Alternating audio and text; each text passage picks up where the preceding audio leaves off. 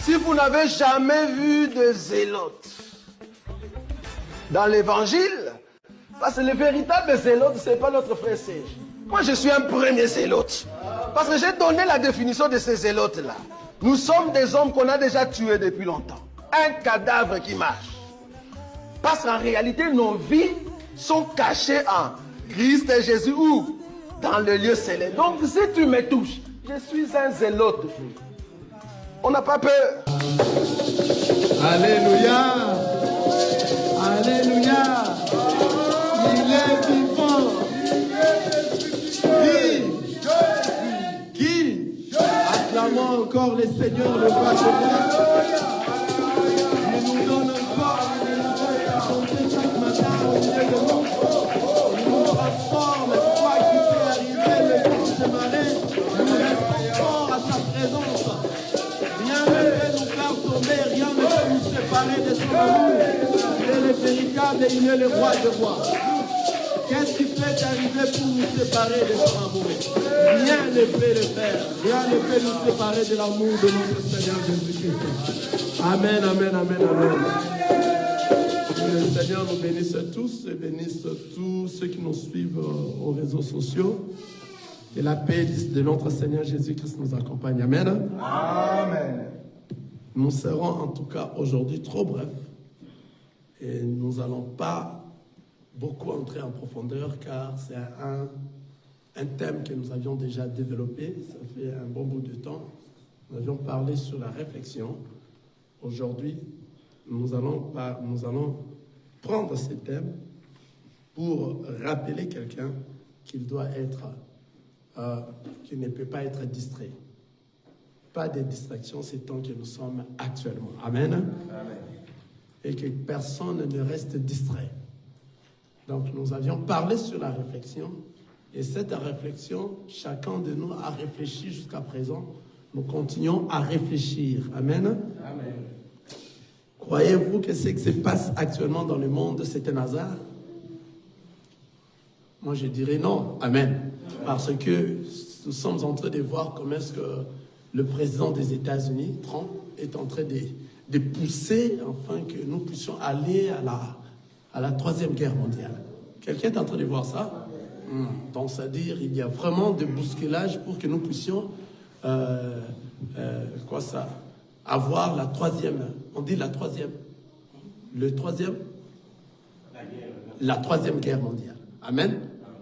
Nous sommes en train de voir ça. Donc, c'est-à-dire il s'est dit, il est plus fort que toutes les autres nations. Il peut faire tout ce qu'il veut. On a vu ça. Amen. Nous sommes en train de voir ça. Que Dieu vous bénisse. Et nous sommes en train de contempler comment est-ce qu'il est en train de provoquer toutes les autres nations. On a vu comment est-ce il est allé prendre un président en fonction dans un autre pays. Et puis il a arrêté.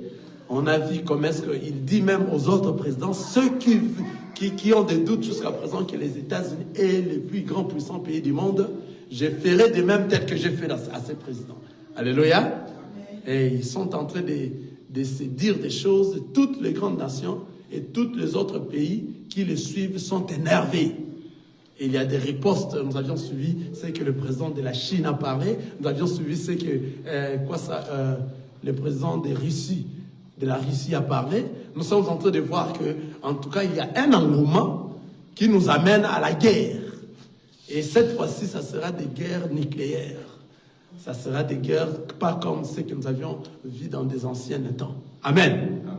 Or, dans la Bible, le monde doit être frappé 3 fois. Le mal va frapper le monde 3 fois. Alléluia. Donc, il y a eu la première fois, c'était la Première Guerre mondiale. La deuxième fois, c'était la Deuxième Guerre mondiale. Et la troisième fois, ça sera la Troisième Guerre mondiale.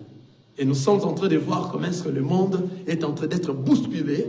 Toutes les grandes puissances veulent seulement animer afin que nous puissions réellement aller à la guerre. Parce que lorsque Trump, le président Trump des États-Unis s'est dit que c'est lui qui est le plus puissant et les États-Unis les plus puissants, il va le prouver à tout le monde et que tout le monde, tous les pays du monde doivent se soumettre aux États-Unis par force. Et maintenant, actuellement, comme il y a un développement de la technologie, tous les autres pays sont développés aussi dans la technologie et tous les autres pays aussi refusent.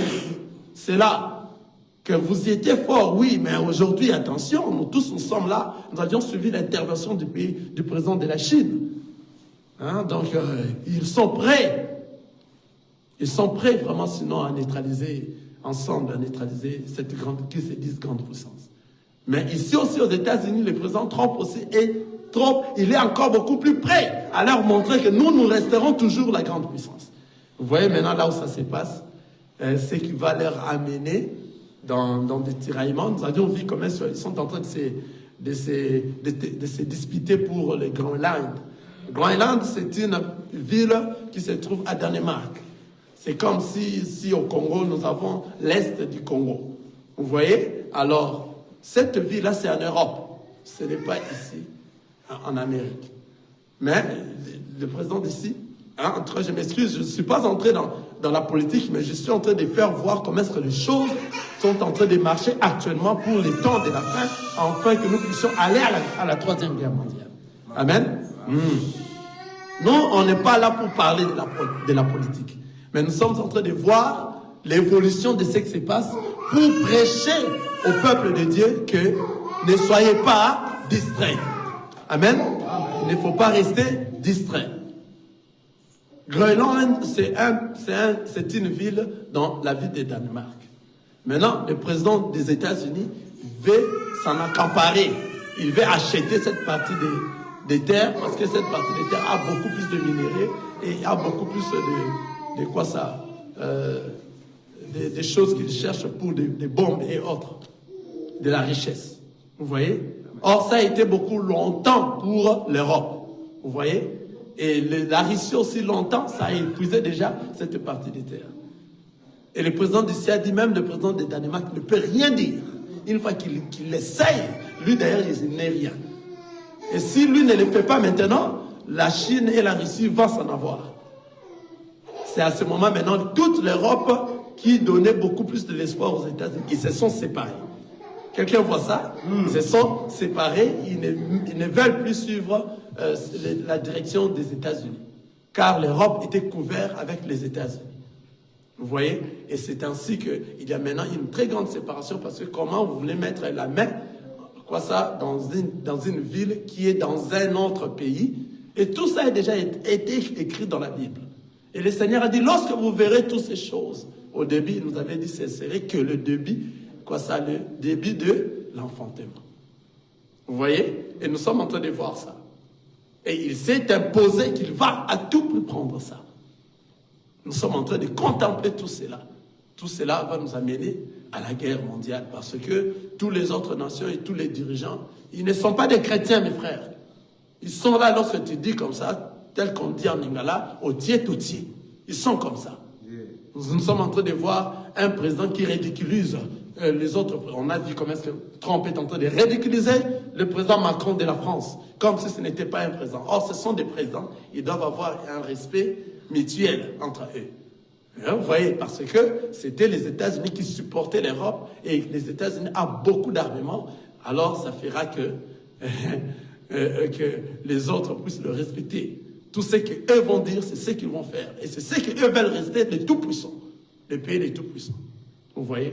Alors l'Europe aussi commence à s'étirer, les États-Unis commencent à rester pour former vraiment l'Europe qui sera fort pour combattre les États-Unis. Vous voyez? Et tous les autres pays commencent à s'unir pour combattre les États-Unis. Et tout cela, comme les États-Unis se voient plus puissants, plus forts, ça va nous amener sûrement à la guerre mondiale bientôt. Amen? Voilà, maintenant, pourquoi j'ai commencé par cette introduction? Amen? Ah, voilà. J'ai commencé par cette introduction parce que nous avions dit, nous allons introduire et parler un peu sur ce que nous avions déjà dit l'autre fois sur la réflexion. Amen? Et puis, de ne pas être distrait. Dans le thème d'aujourd'hui, ce n'est pas être distrait. Donc, que tu ne sois pas distrait, que tu ne dises pas qu'on ne t'avait pas averti. Non. Le Seigneur a fait grâce que tu sois là aujourd'hui, afin que tu sois averti. Le Seigneur a fait grâce que toi, tu aies l'occasion de nous suivre aujourd'hui, afin que tu sois averti. Amen. Et que tu saches comment tu peux te préparer et que tu ne sois pas distrait par rapport aux choses de ce monde, car le monde et toutes ces choses passeront. Mais la parole de notre Seigneur Jésus ne passera jamais. Amen. Amen. Amen. Nous allons lire le livre de 1 Pierre, chapitre 5, le verset 8.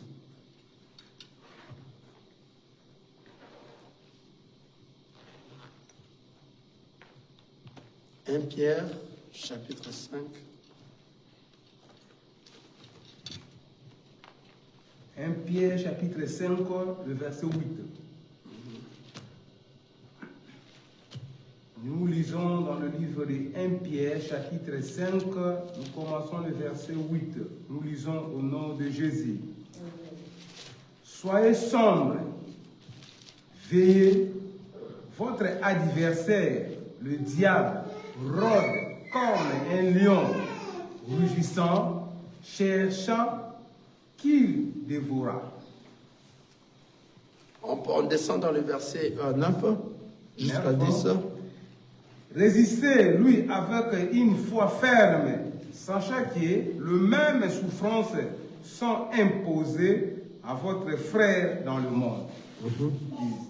Le Dieu de toute grâce, qui vous a appelé en Jésus-Christ à sa gloire éternelle, après que vous aurez souffert un peu de temps, vous perfectionnera lui-même, vous affirmera, vous fortifiera, vous rendra inébranlable. À lui soit la puissance au siècle des siècles. Amen. Soyez sobres, veillez, votre adversaire, les diables, rôde comme un lion rugissant, cherchant qui il dévorera. Soyez sobres, donc c'est-à-dire, ne soyez pas distraits, car l'adversaire est en train de rôder comme un lion. Et il cherche comme qui dévorer. La parole nous a dit, résistez, lui, avec une foi ferme, sachant que les mêmes souffrances sont imposées à vos frères dans le monde. Le Dieu de toute grâce qui vous a appelé en Jésus-Christ à sa gloire éternelle, après que vous aurez souffert un peu de temps, vous perfectionnera lui-même. Donc, c'est-à-dire, nous devons souffrir pendant ce temps que nous sommes, mais un peu de temps, lui-même va nous perfectionner pour habiter où? Dans sa gloire. Vous comprenez?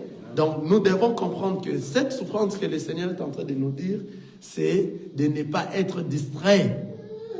Donc, celui qui est distrait dans cette période ici que nous sommes, risque de rester après l'enlèvement.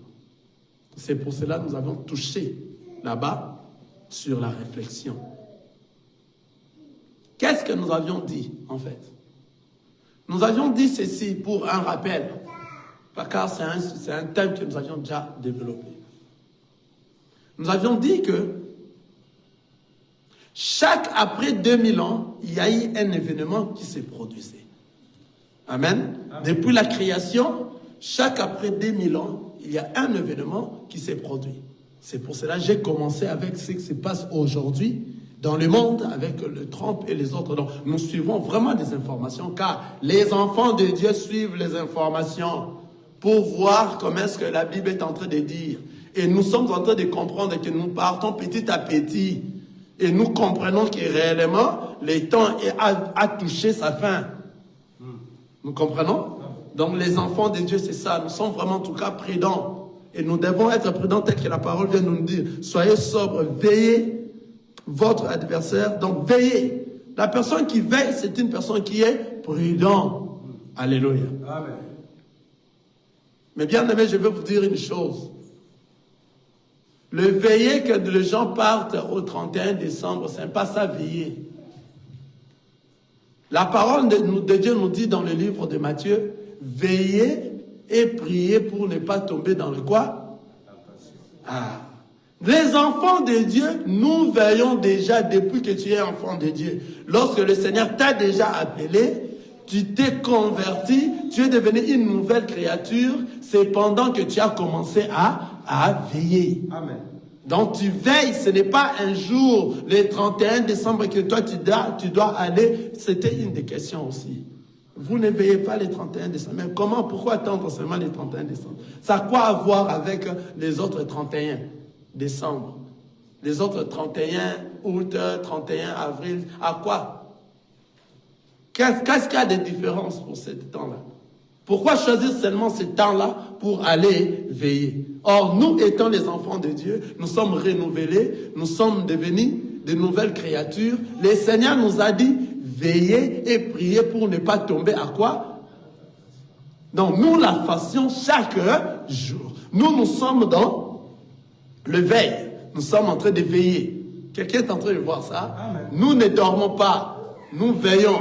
Et nous prions afin que nous ne tombons pas dans la tentation, car la personne qui va tomber dans la tentation va rater le royaume des cieux. C'est pour ça que nous sommes prudents et nous ne sommes pas distraits. On n'attend pas un jour, alléluia. Amen. Comme j'étais en train de parler, chaque après 2000 ans, il y a toujours eu un événement qui s'est déroulé dans le monde. Je veux que quelqu'un me suive très bien, car ce sont des choses que nous avions déjà parlé, mais aujourd'hui nous allons récapituler. Aujourd'hui, cette exhortation sera très courte, mais puissante et très forte, pour qu'une personne ne soit pas distraite. Amen. Amen. Yeah. Chaque après 2000 ans, il y a un événement qui s'est produit dans le monde. Le 2000 ans de premier, c'était le Seigneur avait détruit le monde avec la pluie. Nous avions vu ça. Donc nous avions vu ça, c'est dans le livre de Genèse, chapitre 7, le verset 17. On peut dire ça. Genèse, chapitre 7, le verset 17. Donc, c'est-à-dire le Seigneur,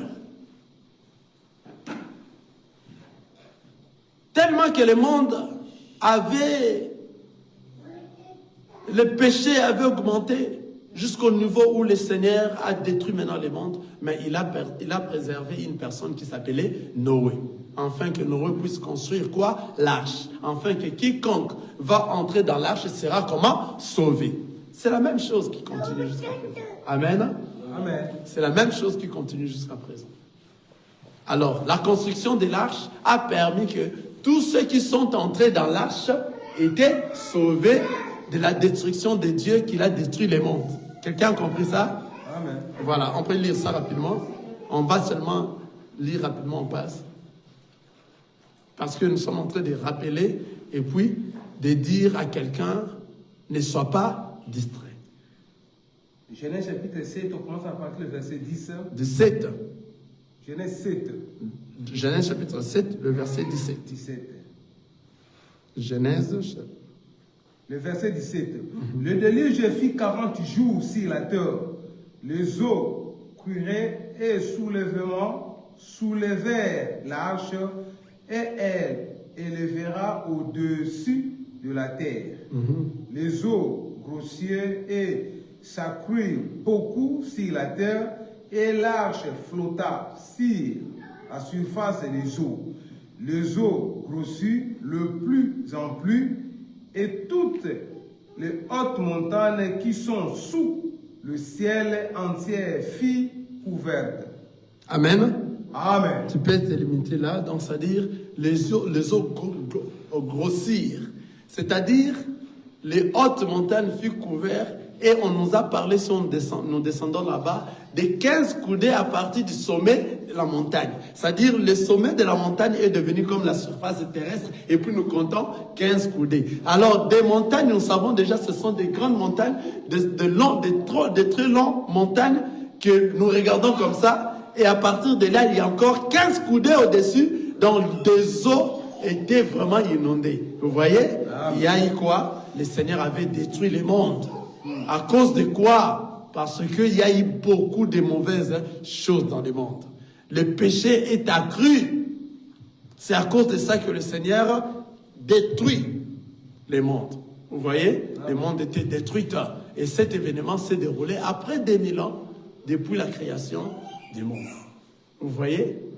C'était un grand événement. Nous avions vu ça, on lit dans des écritures dont la parole du Seigneur ne ment pas. Un très grand événement qui s'est produit. Et après encore 2000 ans, après cet événement, il y a eu un autre événement qui est arrivé. Et cet événement, le Seigneur a vu que le péché continuait. Les gens continuaient à vivre, mais le péché a continué encore à être là. Le Seigneur commença à envoyer les prophètes. Il envoie les prophètes. Et les gens, le peuple donnait la mort à ses prophètes. Et le Seigneur Dieu lui-même, il s'est décidé de faire quoi? De venir. Et il a porté un corps pour venir. Et il a dit, il s'appellera Emmanuel, qui veut dire Dieu parmi nous. Donc, c'est produit encore après 2000 ans, il y a eu la naissance de notre Seigneur Jésus-Christ. Vous voyez un autre plus grand événement dans le monde. Amen. Amen. Car le prophète Ésaïe avait déjà dit qu'il viendra. Nous avions vu ça dans Ésaïe, chapitre 7, le verset 14. On peut lire ça aussi. Ésaïe, chapitre 7, le verset 14. Un autre événement. Dans chaque après 2000 ans, il y a eu toujours un événement. L'arrivée de notre Seigneur Jésus-Christ, nous avions dit ça l'autre fois, lorsque nous étions en train de réfléchir. Car une personne aussi peut réfléchir. Mais nous ne pouvons pas prêcher la réflexion ici. C'est-à-dire nos réflexions, nos pensées à nous humaines, nous ne pouvons pas les prêcher ici. Nous prêchons la parole du Seigneur tout en réfléchissant. Est-ce que ça pourrait faire ceci? Ceci, tel que cela est comme ça, on pourrait peut-être atteindre quelque chose de comme ça. Vous voyez comment est-ce que nous sommes en train de partir avec la réflexion. Amen. Amen. Car tout humain, tout homme qui prêche ses pensées, il est diabolique, il est satanique. Amen. Voilà. Donc, nous pourrons lire Ésaïe, chapitre 7, le verset 14. Ésaïe, chapitre 7, le verset 14, nous lisons. C'est pourquoi le Seigneur lui-même vous donnera un signe. Voici, la jeune fille deviendra enceinte. Elle enfantera un fils. Et elle lui donnera le nom d'Emmanuel. Elle enfantera un fils et elle lui donnera le nom d'Emmanuel, qui veut dire Dieu parmi nous. C'est-à-dire, ça aussi, c'est un grand événement qui a apparu dans le monde. Dieu, qui est avec sa grandeur, qui s'est décidé de venir lui-même en chair. Amen. Ici, habiter avec nous. Et c'était un grand événement. Et depuis tout ce temps, jusqu'à la naissance du Seigneur Jésus-Christ, ça s'est déroulé encore 2000 ans. Est-ce que nous sommes en train de voir ça? Amen. Au total, ça fait au moins 4000 ans depuis la création jusqu'à Jésus. Quelqu'un est en train de voir? Maintenant, la parole nous dit, il y a de cela 2000 ans depuis la mort de Jésus jusqu'à aujourd'hui. Normalement, il faut que quelque chose se passe déjà. Alléluia. C'est pour cela que nous apportons maintenant cette réflexion. Pourquoi il n'y a rien jusqu'à présent? Car il y a de cela déjà 2000 ans passés. Mais qu'est-ce qui se passe? Amen. Par rapport à notre réflexion, pas par rapport à la parole du Seigneur, nous avions vu que lorsque le Seigneur est mort, et nous sommes en train de dire, depuis la mort de Jésus sur la croix, il y a de cela 2000 ans. Or, Jésus, en naissant, jusqu'à aller mourir, Jésus est mort à 33 ans. Quelqu'un comprend ça? Donc, Jésus est mort à 33 ans. C'est-à-dire, pour que nous totalisons les 2000 ans nets depuis la mort de Jésus, il faut que nous passions jusqu'à 2000 ans 33. Quelqu'un voit ça? À ce moment ici, Jésus grandissait encore. Jésus a totalisé 26 ans. Quelqu'un voit ça? Nous sommes à 2000 ans 26. Jésus est en train de grandir. Et maintenant, Jésus va mourir sur la croix, la parole nous dit, à 33 ans. Il a commencé son ministère à 30 ans, et à 33 ans, c'est là où a pris fin son ministère. Et il est mort sur la croix. Ne voyez-vous pas que quelque chose peut débuter à commencer à 33 ans? En 2033, quelqu'un est en train de voir ça. C'est-à-dire, si cela est ainsi, nous sommes vraiment en tout cas proches. C'est pour cela que vous êtes en train de voir comment est-ce que Trump est en train de pousser l'appui. Il pousse vraiment l'accélérateur afin que cela aille comme ça. Car il fallait que la capitale de Jérusalem revienne capitale. Jérusalem revienne capitale en Israël. On a vu ces mêmes trompes. En 2017, il a déplacé la capitale qui était pour Israël. La capitale était Tel Aviv, n'est-ce pas? Lui, il a déplacé ses capitales et il a retourné à Israël son ancienne capitale qui est Jérusalem. Vous croyez que ce sont des choses, comment est-ce que je peux dire? Ce sont des choses au hasard. Ce sont des choses au hasard.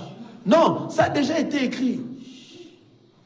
Parce que ce que ça a été écrit, ça doit s'accomplir. En 2017, lorsque Trump était arrivé au pouvoir, il a fait cette partie de travail. Il a remis à Israël son ancienne capitale qui était Jérusalem. Vous voyez cela? Et la parole nous dit, à la fin, nous allons voir les Juifs vont commencer à retourner où? En Israël, à Jérusalem. Et c'est ce qui s'est fait aujourd'hui. Quelqu'un est en train de voir ça? Donc, ça dit, nous sommes en train d'arriver à la fin. Et comme nous sommes en train de se préparer à la fin, c'est pour cela, vous voyez, vous avez dit, la capitale doit retourner la capitale Jérusalem. En Israël, la capitale sera Tel Aviv sera retournée. La capitale deviendra en Jérusalem. Et ils doivent construire quoi? Le temple qui est écrit dans la parole ici. Quel temple? Le temple de Jérusalem doit être reconstruite. Là, ici, nous sommes en train de parler physiquement. Hein? On ne monte pas. Car nous savons c'est quoi les temples lorsqu'on parle du temple. Spirituellement. Dans la révélation. Mais tout cela, vous croyez que lorsqu'il était en train de faire ça, il faisait ça au hasard comme ça? Il y a une puissance derrière eux qui sont en train de leur pousser afin qu'ils réalisent ce qui est la parole de Dieu. Quelqu'un voit ça? Amen. Ce sont des gens, des païens. Ils ne connaissent pas de ces choses. Ils sont en train de faire des choses qui correspondent à ce que le Seigneur a déjà dit. Quelqu'un est en train de voir ça? Ils font des choses qui correspondent à ce que le Seigneur avait déjà dit depuis longtemps.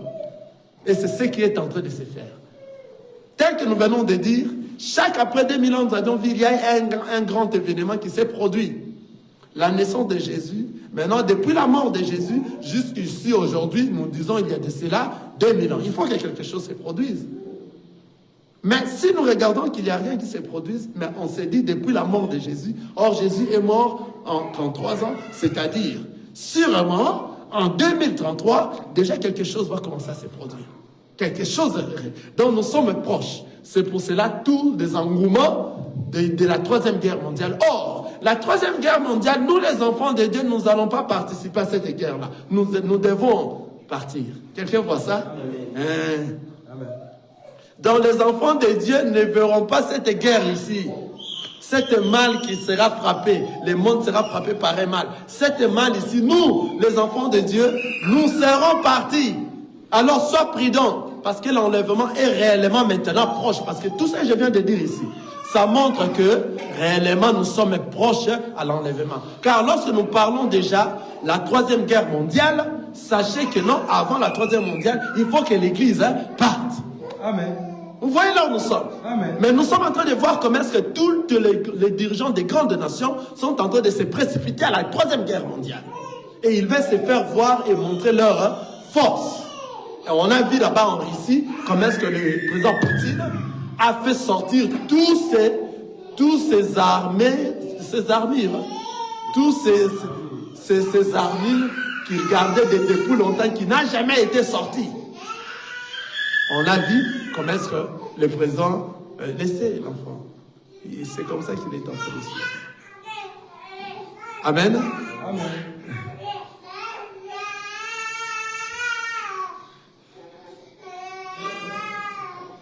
Amen. Amen. Il faut que se mettre un peu debout. Voilà, les enfants aiment ça.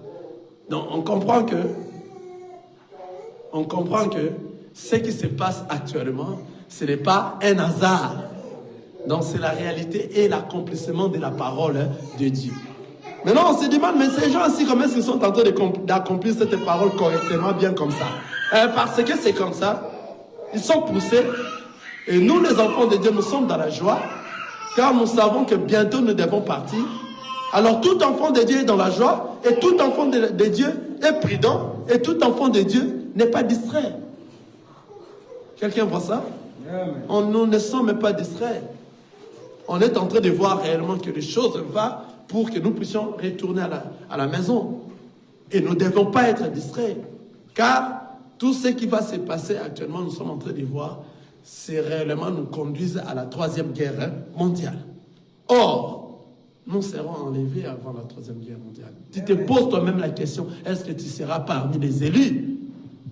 C'est ça, c'est pour cela que nous sommes en train de parler de ça aujourd'hui. De dire à quelqu'un, ne sois pas distrait. Pourquoi tu continues à la distraction des choses de ce monde? Regardez. Après 2000 ans, depuis la naissance, depuis la mort de Jésus, il y aura l'enlèvement, n'est-ce pas? Amen. Ça totalisé depuis la création du monde, ça fait maintenant 6000 ans passés. Quelqu'un voit ça? Or, la parole de Dieu nous dit 1000 ans égale à un jour chez Dieu. Et Dieu considère 1000 ans comme un jour. Comme nous avons fait 6000 ans, c'est-à-dire nous avions fait 6 jours. Mais nous avions vu dans Genèse, lorsqu'il était en train de créer le monde, il a créé le monde pendant 6 jours. Et au 7e jour, qu'est-ce qu'a fait Dieu? Il s'est reposé. C'est-à-dire jusqu'à présent, depuis la création du monde, le monde a déjà été créé. Déjà jusqu'à présent, il y a de cela 6 jours déjà, donc 6000 ans passés. C'est-à-dire devant Dieu, c'est déjà 6 jours de la création. C'est-à-dire maintenant, Dieu va faire quoi? Va se reposer. C'est pour cela la 3e guerre mondiale va intervenir et les élus doivent faire quoi? Être enlevés. Amen. Pour maintenant faire quoi? Pour aller se reposer avec les seigneurs. Ça sera le 7e jour. Or, le 7e jour, c'est aussi 1000 ans, n'est-ce pas? C'est le millénium que nous allons passer avec les seigneurs lorsque nous serons. Amen. Ça, ce sont des bonnes choses. Amen. Quelqu'un voit ça? Sache que tout ça, les autres la bien, très bien, dans l'alignement. Ça marche, en tout cas, laissez-moi parler même en lingala. Ça marche convenablement par rapport à la parole du Seigneur. Vous-même, vous êtes en train de voir ça. Les autres qui est très bien. Le 1000 ans qui reste, c'est pour toi et moi. C'est pour cela, ne sois pas distrait, afin que nous puissions aller jouir la gloire du Seigneur avec les seigneurs dans les airs. Là où nous serons et nous allons passer notre millénium, ça sera 1000 ans, le repos du Seigneur. Alléluia. Ne sois pas distrait, mon frère. Ne sois pas distrait, ma soeur. Que la distraction, que les choses de ce monde ne t'emportent pas, ne te donnent beaucoup pas plus de valeur, que ta chair est beaucoup plus valeureuse que tous les autres. Tout de ce monde, le Seigneur nous a dit, vanité, tout est vanité. Alléluia. Réfléchis. Réfléchis. Ne te crée pas des choses. Ôte la distraction loin de toi. C'est quoi lorsque nous parlons de la distraction? C'est tous les désirs charnels qui t'emportent, afin que tu tombes dans l'impudicité, tu tombes dans la fornication, tu tombes dans l'insoumission, tu tombes dans l'impolitesse, tu tombes dans la médisance, tu tombes dans toutes les mauvaises choses de ce monde, que tu tombes dans la calomnie, que tu tombes dans des choses, dans le fétiche, dans des francs-maçons, dans des sciences occultes, pour avoir les choses de ce monde. Que tu deviennes très orgueilleux ou très orgueilleuse, que tu tombes dans l'orgueil, que personne ne peut te dire des choses, que tu tombes dans le mensonge. Surtout l'arme le plus puissant actuel, c'est le mensonge et l'argent. Sois prudent, mon bien-aimé. Sois prudent. Tout ce que nous venons de rappeler ici, ce sont que des rappels, mais des rappels très forts. Des rappels très très forts et très puissants. Si tu ne veux pas, si tu veux aller au ciel, si tu veux être enlevé, afin que tu ailles se reposer avec le Seigneur au 7e jour, au millénium, quelqu'un voit ça? Ne sois pas distrait. Que le monde ne t'emporte pas. Bientôt, ça sera réellement l'enlèvement, car le monde a touché sa fin déjà. Ça a touché sa fin. Ce que je viens de dire par rapport à ma réflexion, par rapport à cette réflexion que nous sommes en train de faire. Donc, c'est-à-dire en 2033, quelque chose va se passer. Car le Seigneur Jésus est mort à 33 ans. En 2033, ça sera vraiment en tout cas la totalité de 2000 ans depuis la croix, depuis la mort de Jésus. Et si quelque chose ne se déroule pas en 2033, sache que de 2033, nous n'allons pas atteindre 2040. Ah, je sens ça. Je sens que quelque chose va se passer. Je sens que quelque chose va se passer.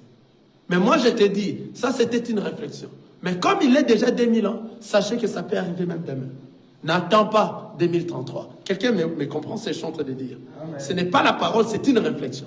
Mais le Seigneur, il a dit, compte tenu du jour et de l'heure, personne ne connaît. Nous, on a fait juste une réflexion.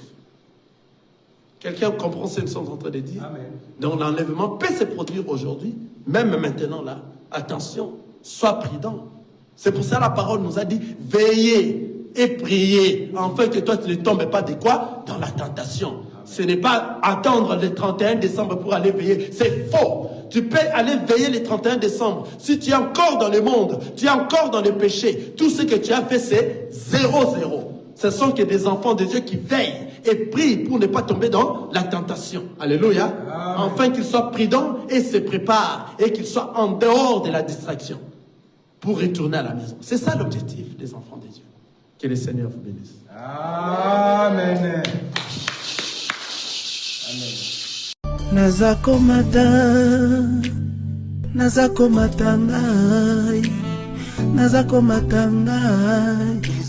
Grâce de Dieu. Que Dieu vous bénisse. Amen. Amen.